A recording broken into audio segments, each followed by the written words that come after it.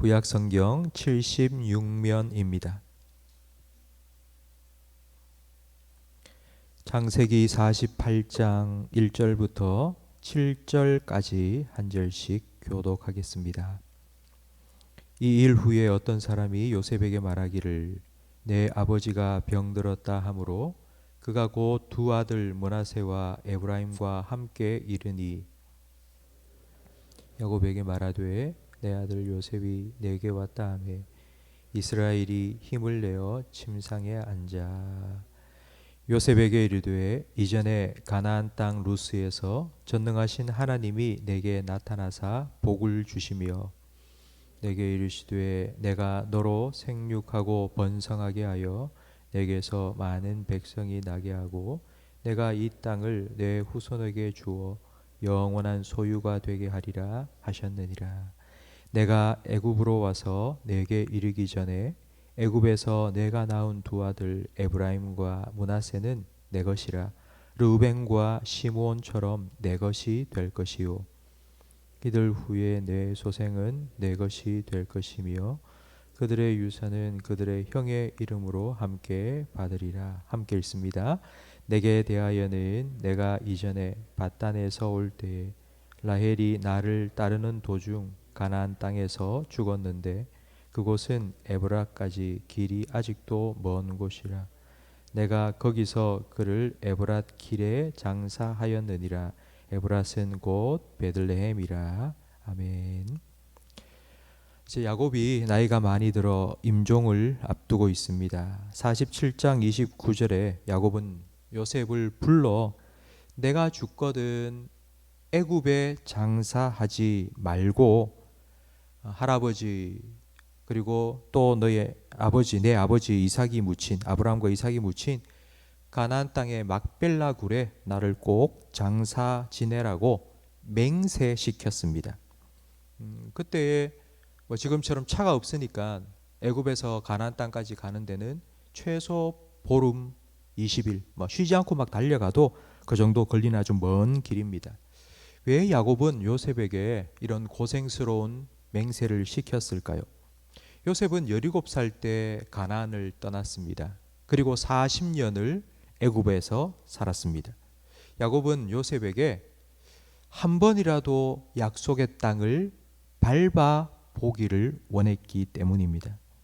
지금 요셉은 애굽에서 모든 부귀영화를 누리고 살고 있습니다. 그러나 이 애굽이 좋은 게 아니라 하나님께서 주신 가장 중요한 축복은 바로 가나안 땅에 있다는 것을 보여주고 싶었습니다. 지금 누리고 있는 애굽의 부요함에 취해서 가나안 땅의 축복을 잊어버리지 말라고 그 하나님의 축복의 약속을 다시 기억하도록 하기 위해서 자기가 죽거든 나를 꼭 가나안 땅에 묻어달라고 가나안 땅까지 가라고 명령한 것입니다. 하나님께서는 우리에게 복 주시는 분입니다. 근데 하나님 주시는 복을 크게 두 가지로 나누면 하늘의 복과 이 땅의 복이 있습니다. 하나님은 한량 없으신 분입니다. 우리에게 넘치도록 부어주실 수 있지만 복을 그러나 우리는 용량이 정해져 있습니다. 우리가 받을 수 있는 복의 양을 100이라고 한다면 저는 하늘의 복과 땅의 복이 그 100에서 이게 균형을 잘 맞춰야 되는데 그렇지 않다고 생각합니다. 땅의 복이 60, 70, 80이 되면 하늘의 복 30, 20, 10으로 줄어듭니다. 땅의 복이 20, 10 줄어들면 하늘의 복이 80, 90으로 늘어납니다. 때로는 이 땅의 풍요함 때문에 우리가 하늘의 복을 잊어버리고 천국의 소망을 잊고 사는 경우가 많이 있습니다. 반대로 이 땅에서 정말 힘들고 고생스럽게 살다 보면 저절로 주님이라는 말이 툭툭 튀어나오지 않습니까? 일제강점기 때 우리 신앙의 선조들은 주님 고대가라는 노래를 불렀습니다. 낮에나 밤에나 눈물 머금고 내 주님 오시기만 고대합니다. 먼 하늘 이상한 구름만 떠도 행여나 내 주님 오시는가 해. 우리 성도님들 연세 드신 분들 요즘 참 많이 힘들어 하십니다.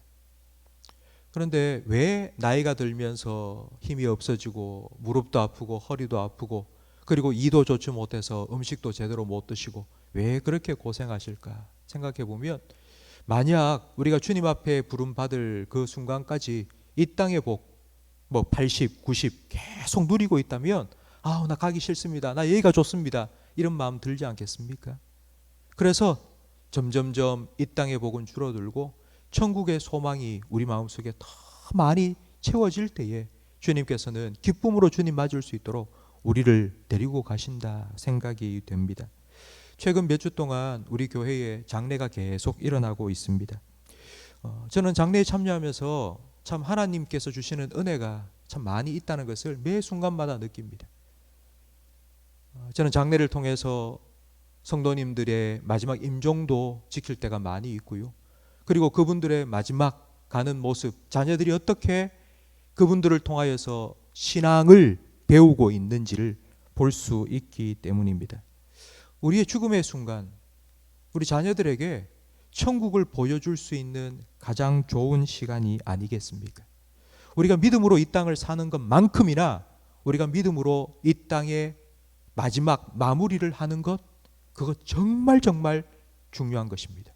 로마서 14장 7절 말씀에 우리 중에 누구든지 자기를 위하여 사는 자가 없고 자기를 위하여 죽는 자도 없도다. 우리가 살아도 주를 위하여 살고 죽어도 주를 위하여 죽나니 그러므로 사나 죽으나 우리가 주의 것이로다. 아멘.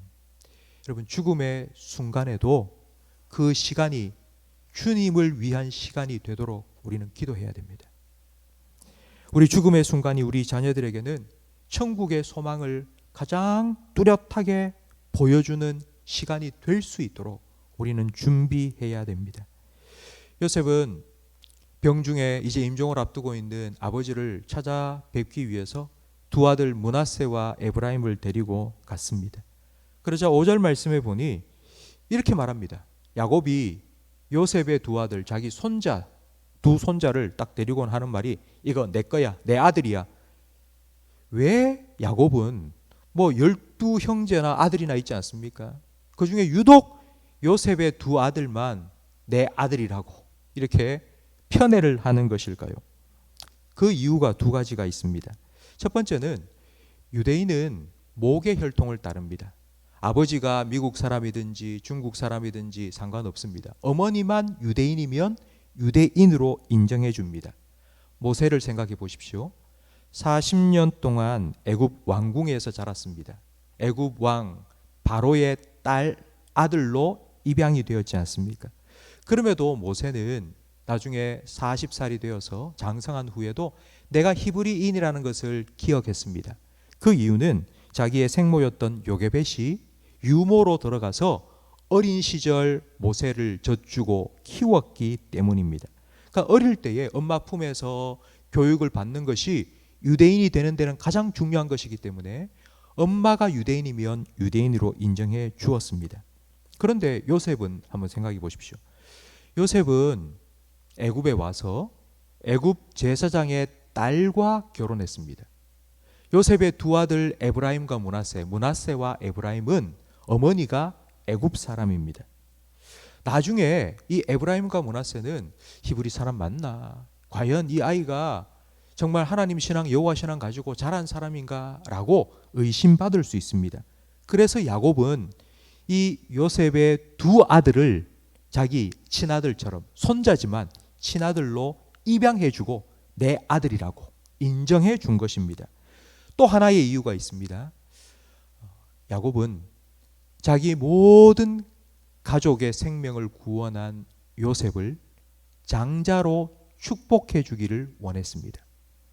그래서 요셉의 두 아들 에브라임과 므낫세를 르우벤과 시므온처럼 축복을 해 줍니다.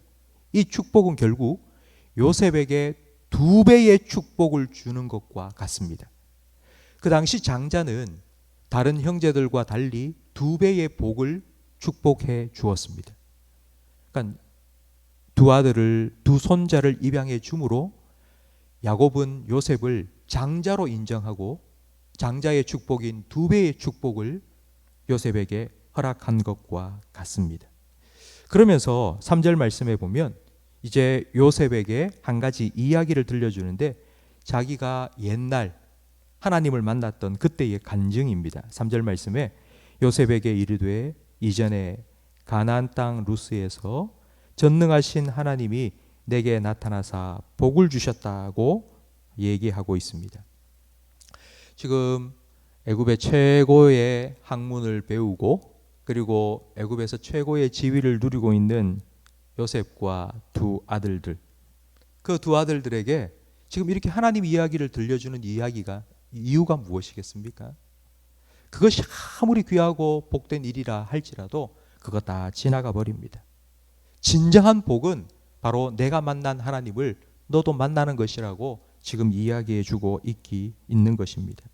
성도 여러분, 우리가 자녀를 위해서 줄 수 있는 가장 큰 축복이 뭐라고 생각하십니까? 우리 부모님들이 자녀들에 대해서 참 미안해하는 마음이 참 많으신 것 같아요. 내가 이것도 못 해주고 저것도 못 해주고, 내가 이제 물려줄 집도 한 채 없고, 내가 뭐 땅도 없고, 내가 뭐 유산도 많이 못 물려주고, 그래서 나는 우리 애들한테 너무 미안하다고 그런 말씀을 많이 하세요. 그럼 저는 그분들한테 제가 딱 말합니다. 제발 그런 마음 갖지 마시라고. 지금까지 믿음으로 길러주시지 않았냐고. 내가 부모로서 자녀 언제까지 돌보고 키워줄 수 있겠냐고. 내가 주는 거 그 얼마나 되겠느냐고. 어쩌면 그런 것들 한순간에 물과 같이 사라져버리고 만다고. 내가 자녀들을 품 안에 품고 키워주는 거 몇 년 할 수 있겠느냐고. 하나님께 맡기는 거 그게 가장 큰 복이 아니겠느냐고. 그거 믿지 않느냐고. 성도 여러분, 복의 근원 되신 하나님께 우리 자녀를 맡겨드리고 그 하나님을 만나도록 해주는 것, 그것보다 더 큰 복이 어디 있겠습니까? 여러분 믿으십니까? 여러분 그게 가장 큰 복이라고 믿으십니까?